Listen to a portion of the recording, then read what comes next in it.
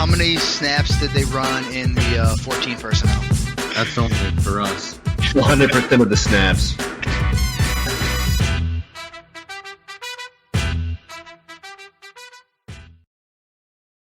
What's going on, guys? Welcome into 14P Fantasy. I am your host, Justin Wright. Today, we are talking 4 Dynasty breakout candidates. Maybe it's a redraft video, maybe it's Dynasty. It's a little bit of both. We got 4 guys that we like to take the next step, in their evolution of becoming fantasy superstars, hopefully. Obviously, it is only February, the draft, and free agency can shift some of these perspectives. But either way, the talent is there for all 4 of these guys. We got a quarterback, a running back, 2 wide receivers. So we're going to get into all of them. Before we do, though, remember to check out the Patreon page, guys. That is our key here. Grow that Patreon page. For $2, you can help donate, support the show, support Marco and myself as we do this all off season into the regular season.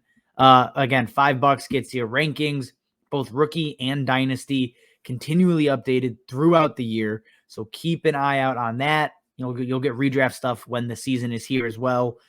There's a whole bunch of stuff. Check out the Patreon page, guys. 14 personnel over on Patreon. All right. So also subscribe to the YouTube channel. That's obvious. We say it every time. Please do that. All right. Now let's get into it. Number 1 on the list, it is Justin Fields. And you could put, him, you could put Trey Lance here as well. Both are breakout candidates. But Justin Fields right now, Matt Nagy is gone. Luke Getsy is the new offensive coordinator coming over from the Packers. The arrow is pointing up for Justin Fields. His rookie season was up and down. That is, I think, the nicest way to put it. It does not help that Allen Robinson didn't try, just did not try with the Bears. He really only had Darnell Mooney, and on top of it, he was saddled with just an absolute moron in Matt Nagy. And even then, of the 9 games where he did not leave early, where he played the entire game, he was a QB1 4 out of 9 of those games. He was on pace for over 600 rushing yards, if you just extrapolate out those games. So we saw it with not Justin Fields, with Jalen Hurts this year. A quarterback that runs that often automatically is going to bring back consistent fantasy value. As long as there is a semi-competent offensive coordinator, and that's now what the Bears have. A guy that should, probably focus more on the deep ball, focus more on designed runs. So that 600 yards, Justin Fields could blow by that. He could be around 800 rushing yards. And if he does that, he's finishing as a QB1 pretty much guaranteed. Anything he does passing-wise is really just going to be gravy on top. It's the same way people treated Jalen Hurts. And I think Justin Fields is a significantly better player and passer than Jalen Hurts is, even in year 3 for Jalen Hurts, or going into year 3.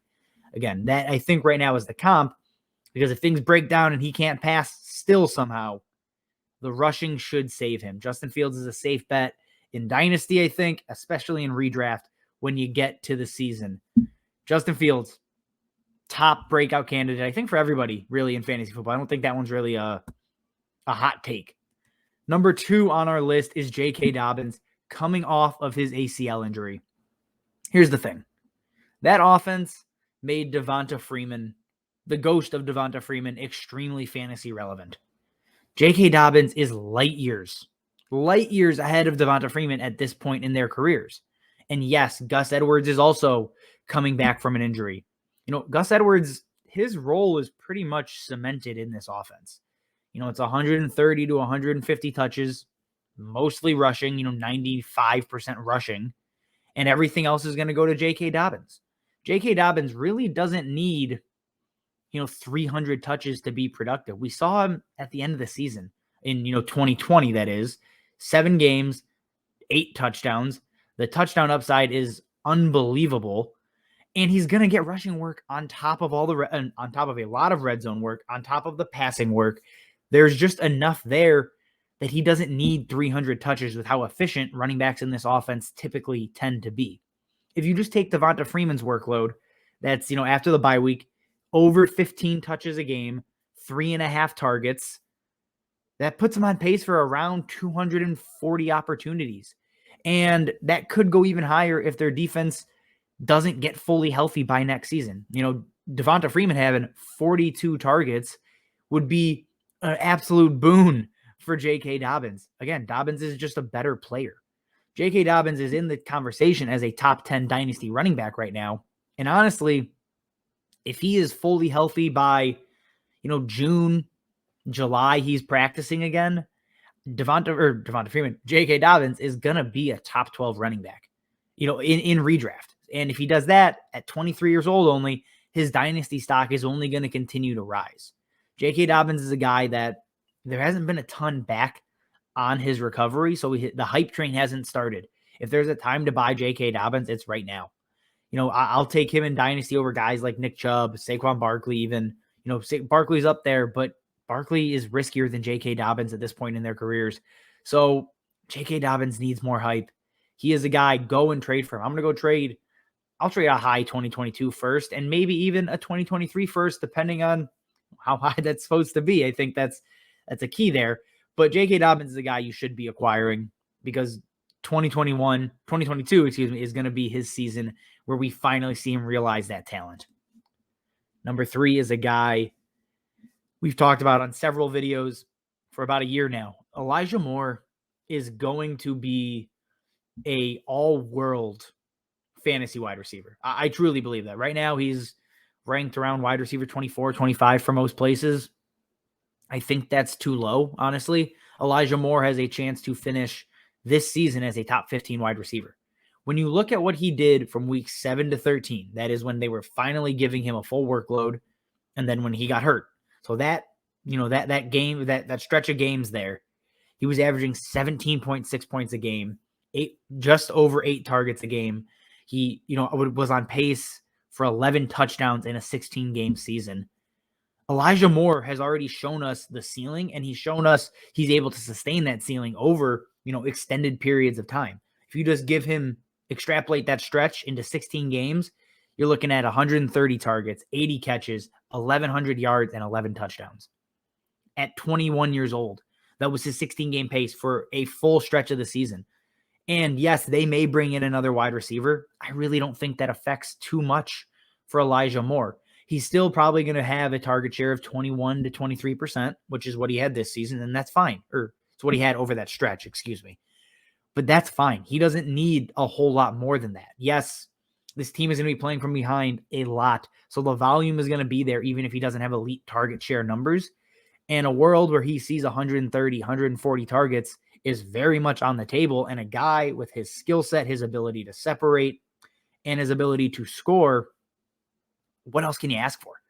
Elijah Moore is a guy that is a must acquire in every dynasty league if you don't have him. I don't really care. I get Zach Wilson is still an unknown. It doesn't matter to me. I am all in. Marco is all in on Elijah Moore as well. And to close us out, it's Darnell Mooney. And if Justin Fields is breaking out, it would make sense his number 1 wide receiver is also going to break out. And I know what you're thinking. Well, but he was already a top 20 wide receiver or a top 24 wide receiver this season. How much higher do you expect him to go? Honestly, I don't really anticipate him finishing, as a top 15 guy. I prefer Elijah Moore in that sense. But Darnell Mooney was wide receiver 21 because he was healthy. He was wide receiver 32 in points per game, and that's where I think he improves. Again, I'm not going to predict injury for other guys, so assuming everybody's healthy, Darnell Mooney probably finishes around wide receiver 20 again. But in terms of points per game, expect him well inside the top 24. I think that's what he ends up doing this season. Again, you're looking right now, he had a 26% target share over the course of this year. Allen Robinson is gone. New offensive coordinator that's not just running 5-yard hitches and screens because that's all Matt Nagy knows how to call. Darnell Mooney is going to actually be utilized in a significantly more dynamic way, and that's going to be a huge benefit for him. This offense should look better. And right now, I think the expectation is, the Bears will probably be in on Godwin. And if they bring in Godwin, temper expectations for Mooney. I think that's the smart thing to do. But if they don't get Godwin, they don't get Gallup, they don't get Mike Williams, and I don't know if they get any of the 3, to be honest, they most likely bring in a guy in the second round and maybe a George Pickens, a Chris Olave if he slips out of the first. And that means Darnell Mooney, 24, going to be 25 years old, is going to be the established vet. He is going to be the de facto number 1 in 2022.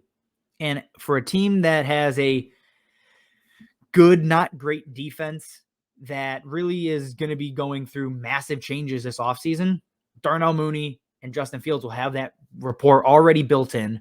Again, the target share should stay, around 24 to 26%. And with the Bears, that could be 140, 150 targets potentially, over 17 games.